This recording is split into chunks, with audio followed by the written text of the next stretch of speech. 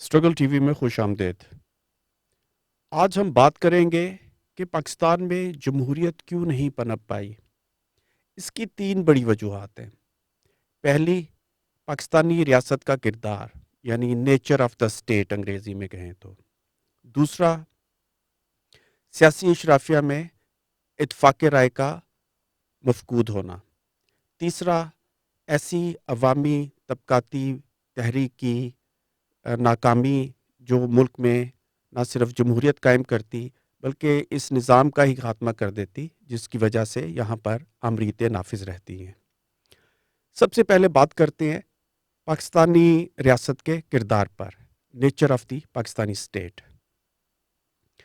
अगर देखा जाए तो सिर्फ पाकिस्तान ही नहीं बल्कि तीसरी दुनिया की लगभग तमाम रियासतों में जमहूरियत पनप नहीं पाई।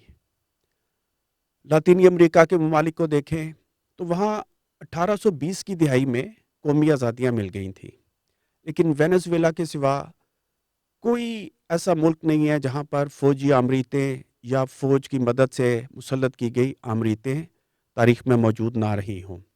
ये सिलसिला 1980 की दिहाई तक चलता रहा। वहाँ अफ्रीका का कोई ऐसा मुल्क नहीं है जहाँ फ़ौज ने या फ़ौज की मदद से आमरीतें मुसल्लत ना की गई हों। अभी हाल ही में हमने देखा कम से कम 3 अफ्रीकी मुल्कों में फ़ौज ने इक़्तिदार पर कब्ज़ा किया। ये हालत एशिया की है।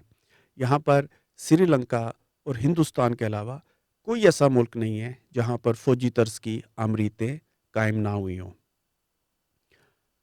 हिंदुस्तान एक दिलचस्प केस स्टडी है जिस पर फिर किसी वक्त बात करेंगे, लेकिन श्रीलंका में भी देखा जा सकता है कि वहाँ पर फ़ौज का 1980 के बाद बिलखसूस ख़ासा किरदार है सियासत के अंदर, और एक तरह से हाइब्रिड रजीम श्रीलंका में कायम रहा है। तो सिर्फ ये पाकिस्तान का मसला नहीं है, ये पूरी तीसरी दुनिया के ममालिक का मसला है कि यहाँ पर जमहूरियत नहीं पनप पाई। और इनका इन रियासतों का जो किरदार है, इनकी जो नेचर है, वो भी मिलती जुलती है। पाकिस्तानी रियासत के किरदार पर स्कॉलर्स ने जो जो पाकिस्तानी रियासत की नेचर पर बात करते रहे हैं, कई तरह की इस्लाहात इस्तेमाल की हैं। सबसे मशहूर इस्तिलाह हमज़ा अलवी, जो ख़ुद को एक मार्क्सिस्ट कहते थे, आलमी सतह पर शायद पाकिस्तान के सबसे जाने जाने वाले एकेडमिक हैं। उन्होंने पाकिस्तानी रियासत के लिए ओवर डेवलप्ड स्टेट का लफ्ज़ इस्तेमाल किया, इस्तिलाह इस्तेमाल की, जिसका उर्दू तर्जुमा प्रोफेसर ताहिर कामरान ने मुतजावज़ रियासत के तौर पर भी किया है। उनका कहना ये था कि एक ऐसी रियासत है जहाँ पर सरमायादार तबका, जागीरदार तबका, आलमी सरमाया मिलकर फ़ौज की क़यादत में हुकूमत करते हैं। डॉक्टर इश्तियाक अहमद ने अस्करी रियासत या गैरिजन स्टेट के नाम से किताब लिखी और उन्होंने ये साबित करने की कोशिश की कि ये एक गैरिजन स्टेट है। आयशा सदीक़ा ने अपनी किताब मिलिट्री इंक में पाकिस्तान को प्रेटोरियन स्टेट करार दिया। इसी तरह ताहिर कामरान, जिनका भी मैंने ज़िक्र किया, या कुछ दीगर स्कॉलर्स, वो प्रेटोरियन स्टेट की इस्तिलाह इस्तेमाल करते आए हैं। ये जितनी भी इस्तिलाहात हैं, इनमें एक बात बिल्कुल वाज़ेह है, नुमायाँ है कि फ़ौज एक तरह से बालादस्त तबका है जो बाकी बालादस्त तबकों के साथ मिलकर हुकूमत करती है। ऐसा क्यों है? इसकी मुख्तलिफ तौजीहात पेश की जाती हैं। एक तौजीह ये है कि पाकिस्तान जब बना तो सर्द जंग का आगाज़ हो चुका था। उस जंग में पाकिस्तान अमेरिका के साथ चला गया और अमेरिका के हलीफ के तौर पर फ़ौज को उभारा गया, जिसके नतीजे में फ़ौज ताकतवर हो गई। जो पोस्ट कॉलोनियल स्कॉलर्स हैं वो कॉलोनियलिज़म को इसका ज़िम्मेदार करार देते हैं, और मुख्तलिफ तरह की तौजीहात मेन स्ट्रीम स्कॉलरशिप में आपको दिखाई देंगी। एक इस्तिलाह, एक लफ्ज़ जो इस्तेमाल नहीं किया जाता, वो है सरमायादारी। पाकिस्तान या पाकिस्तान जैसी दीगर रियासतों में फ़ौज या आमरीतें क्यों ताकतवर हैं? इसकी वजह है आलमी सरमायादारी निज़ाम। सरमायादारी ने बरतानिया में जन्म लिया और यूरोप या बिलखसूस मगरबी यूरोप के बाज़ दीगर ममालिक में रूज हासिल किया। फ्रांस, जर्मनी, स्कैंडिनेविया के ममालिक बाद अज़ां, इटली वगैरह, स्पेन, किसी हद तक हॉलैंड, बेल्जियम, وہاں پر سرمایہ داری نے ایک آرگینک طریقے سے، ایک قدرتی طریقے سے نشو و نما پائی۔ اس کا نتیجہ یہ نکلا کہ وہاں پر انقلابات برپا ہوئے جن کو ہم بورژوا انقلابات کہتے ہیں۔ اس کا آغاز انقلاب فرانس سے ہوا۔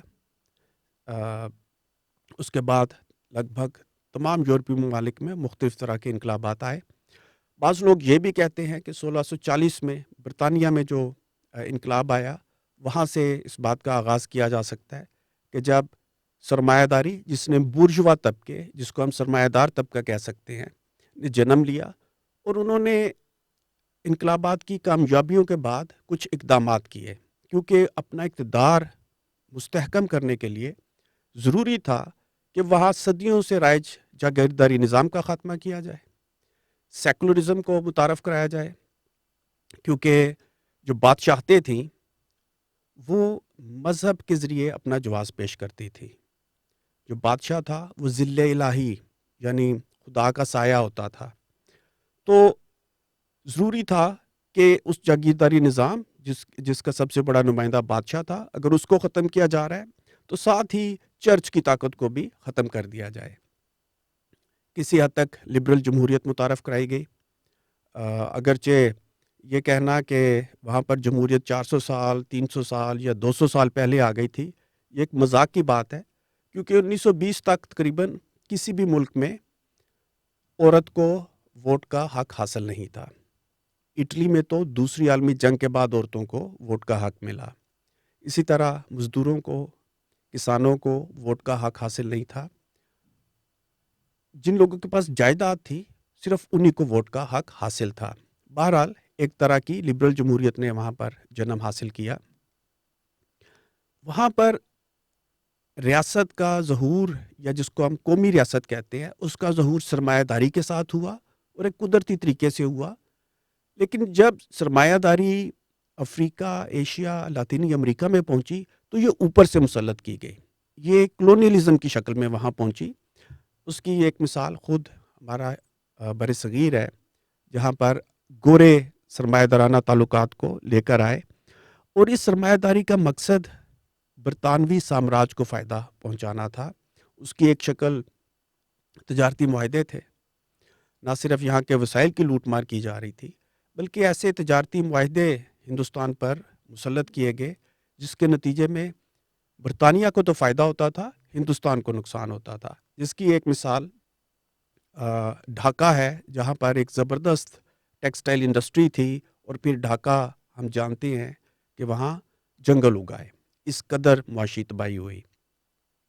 قصہ مختصر کہ جس طرح کی سرمایہ داری ہندوستان پر مسلط کی گئی، پاکستان جس کا ایک حصہ تھا یا بعد میں بنا، وہاں وہ سرمایہ داری نہیں تھی جس کے نتیجے میں صنعت کاری ہوئی، اربنائزیشن ہوئی، یعنی شہروں نے جنم لیا اور نئے طبقوں نے جنم لیا، جن میں ایک سرمایہ دار طبقہ جس کو برجوازی کہا جاتا ہے، دوسرا مزدور طبقہ تھا۔ بہت تھوڑی یہاں پر صنعت کاری ہوئی۔ پاکستان جہاں پر قائم ہوا وہاں پر تو صنعت کاری نہ ہونے کے برابر تھی۔ دوسرا، یہاں پر جو آزادی کے بعد حکمران طبقہ سامنے آیا وہ اس قدر کمزور تھا، بالخصوص جو تھوڑے بہت تاجر تھے یا تھوڑے بہت سرمایہ دار تھے، وہ اس قدر کمزور تھا کہ وہ عوام کو قیادت مہیا نہیں کر سکتا تھا، اس طرح کی نظریاتی سیاسی قیادت جو یورپ کے سرمایہ دار طبقے نے فراہم کی۔ نتیجہ یہ نکلا کہ یہاں پر بیوروکریسی نے اور بعد میں فوج نے، کیونکہ وہ سب سے زیادہ طاقتور تھے، انہوں نے اقتدار پر قبضہ قائم کیا جو آج تک چلا آ رہا ہے۔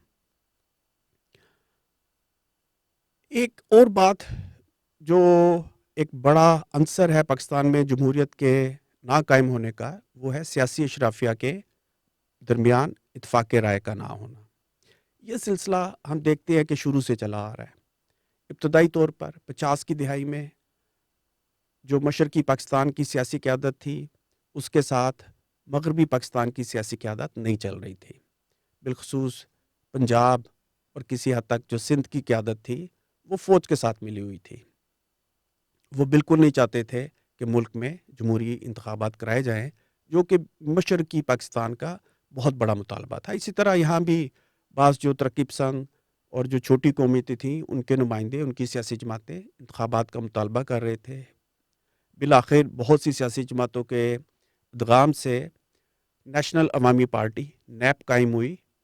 دونوں طرف مشرقی اور مغربی پاکستان میں ایک زبردست جمہوری تحریک چلی اور فیصلہ یہ ہوا کہ مارچ 1959 میں انتخابات کرائے جائیں گے، لیکن ان انتخابات میں یہ دیکھتے ہوئے کہ نیپ جو خود کو سیکولر کہتی تھی، جو خود کو سامراج مخالف کہتی تھی اور جمہوریت پسند کہتی تھی، اور جس میں بہت سارے جو دھڑے تھے وہ خود کو سوشلسٹ کہتے تھے، اور اس کے ایک اہم رہنما مولانا بھاشانی ایک مارکس وادی تھے، ان کی جیت بالکل واضح تھی۔ اور اس جیت کو روکنے کے لیے اکتوبر 1958 میں ایوب خان کی قیادت میں فوج نے مارشل لا لگا دیا۔ یہ باتیں معاشرتی علوم اور مطالعہ پاکستان میں اور طرح سے بتائی جاتی ہیں، لیکن جو اصل حقیقت ہے وہ یہ ہے کہ نیب کی انتخابی جیت کو روکنے کے لیے اور امریکہ کی آشیرواد سے یہ مارشل لا نافذ کیا گیا۔ پھر ہم دیکھتے ہیں کہ 1960 کی دہائی میں اپنے لیے ایک سماجی بنیاد قائم کرنے کے لیے ایوب آمریت نے ایک نئی سیاسی قیادت پیدا کرنے کی کوشش کی، جو بعد میں آنے والی ہر آمریت نے کی۔ لیکن اس پیریڈ میں تھوڑا سا اتفاق رائے ہماری سیاسی اشرافیہ میں نظر آتا ہے، جو 1970 میں آ کے جب پہلے عام انتخابات منعقد کیے جاتے ہیں تو پھر ٹوٹ جاتا ہے۔ مشرقی پاکستان میں ایک نشست کے سوا ساری نشستیں عوامی لیگ نے جیت لی، جبکہ مغربی پاکستان میں سندھ اور پنجاب میں پیپلز پارٹی، جبکہ بلوچستان اور جسے اب خیبر پختون کہا جاتا ہے یا صوبہ سرحد، وہاں پر نیپ ولی جو ایک دھڑا تھا نیشنل عوامی پارٹی کا، اس نے انتخابات میں بڑی اکثریت حاصل کی۔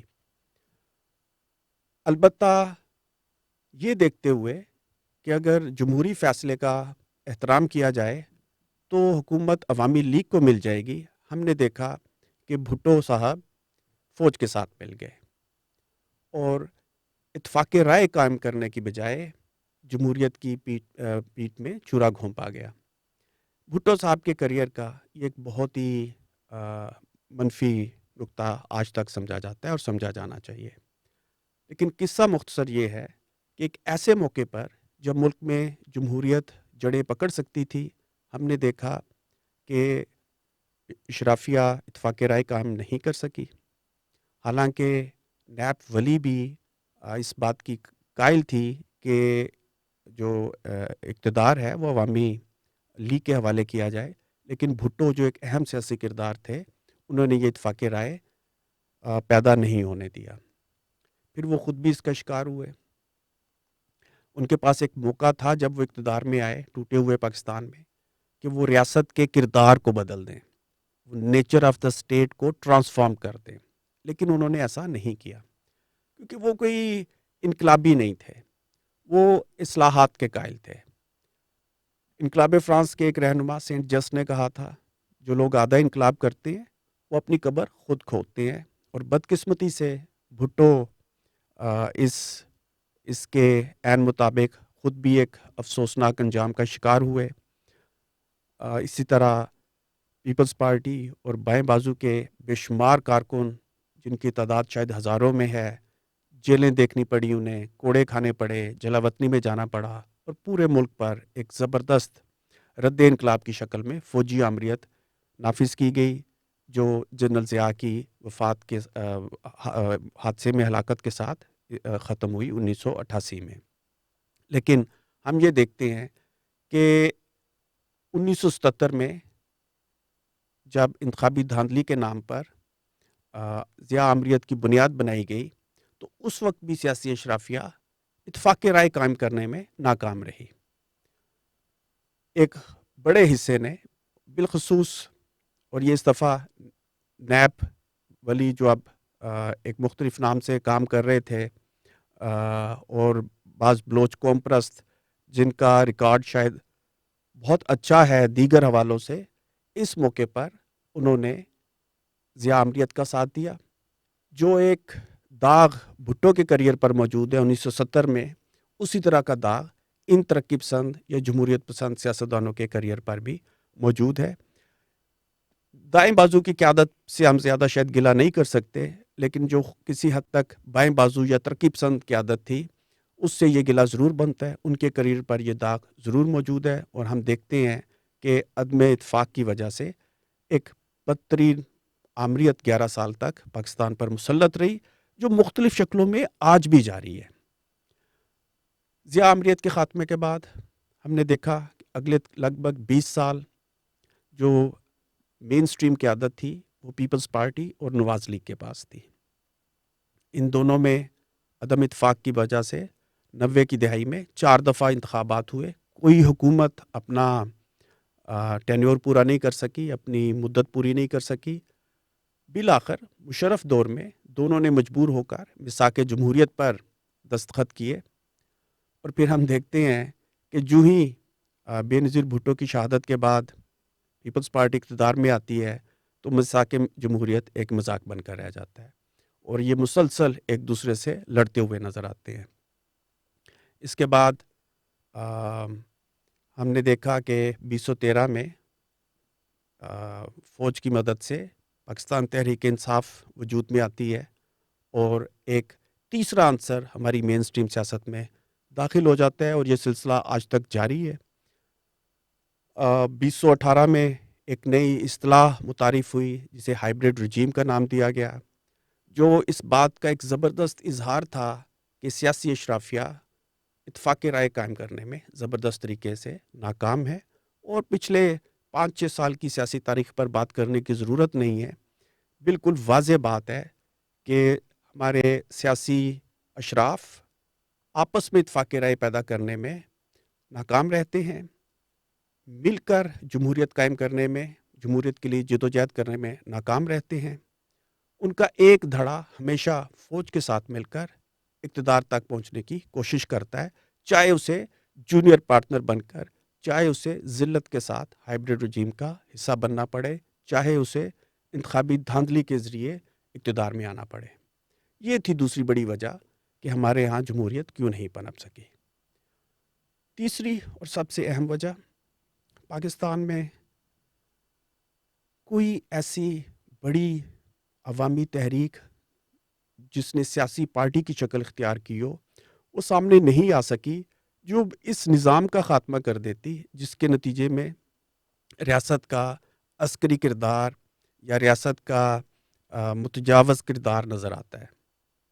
ہمارے یہاں بلا شبہ زبردست جمہوریت کے لیے ایک جدوجہد نظر آتی ہے۔ 60 کی دہائی میں، 80 کی دہائی میں، 50 کی دہائی میں لوگوں نے اپنی جانیں قربان کی ہیں، بالخصوص بائیں بازو کے کارکنوں نے، اور 80 کی دہائی میں پیپلز پارٹی کے کارکنوں نے بے شمار قربانیاں دی ہیں، جو پاکستان کی تاریخ کا ایک سنہری باب ہے۔ لیکن 1968 کے علاوہ کبھی بھی ہمیں کوئی ایسی بڑی تحریک نظر نہیں آئی جس سے یہ توقع وابستہ کی جا سکے کہ وہ اس ملک میں بالکل اس نظام کا خاتمہ کر کے ایک نئے نظام کو متعارف کرا دے۔ 70 کے انتخابات کے بعد نہ صرف عوامی لیگ اور پیپلز پارٹی کے عدم اتفاق کی وجہ سے، بلکہ بچ جانے والے پاکستان میں بھٹو کی پالیسیوں کی وجہ سے، جیسا کہ ہم نے پہلے بات کی، جس طرح کی قیادت سامنے آئی، اس نے ایک سنہری موقع کھو دیا، اور جب آپ ایک انقلابی موقع کھو دیتے ہیں تو پھر شاید آپ کو کئی دہائیاں انتظار کرنا پڑتا ہے ایک نئے موقع کے لیے، اور یہی حالت اس وقت پاکستان میں ہے۔ ہمیں کوئی عوامی تحریک اس وقت نظر نہیں آتی، ٹریڈ یونینز کی شکل میں، کسانوں کی تحریکوں کی شکل میں، مظلوم قومیتوں کی شکل میں، ایک سیاسی پروجیکٹ کی شکل میں، جہاں یہ ساری قوتیں مل کر اس نظام کا خاتمہ کر سکیں، جس کے نتیجے میں ہم پر مسلسل مختلف طرح کی آمریتیں قائم رہتی ہیں۔ آخر میں یہ بھی کہنا چاہوں گا کہ یہ لبرل سوچ یا خود فریبی پر مبنی سوچ کہ پاکستان میں کبھی موجودہ سرمایہ دارانہ نظام کے تحت جمہوریت آ جائے گی، یہ ایک سیاسی حماقت کے علاوہ کچھ نہیں ہے۔ پاکستان میں لبرل جمہوریت آنے والی نہیں ہے، نہ صرف پاکستان بلکہ دیگر تیسری دنیا کے ممالک میں بھی جس طرح کی ہائبرڈ جمہوریت ہمیں نظر آتی ہے یا اتھارٹیرین جمہوریت ہمیں نظر آتی ہے، اسی طرح کی جمہوری نظام چلتے رہیں گے۔ ان ملکوں میں پاکستان میں، بنگلہ دیش میں، لاطینی امریکہ میں، افریقہ کے اندر جب تک سوشلسٹ انقلابات نہیں آتے یہاں پر جمہوریت قائم نہیں ہو سکتی۔ پوڈ کاسٹ دیکھنے کے لیے آپ سب کا بہت شکریہ۔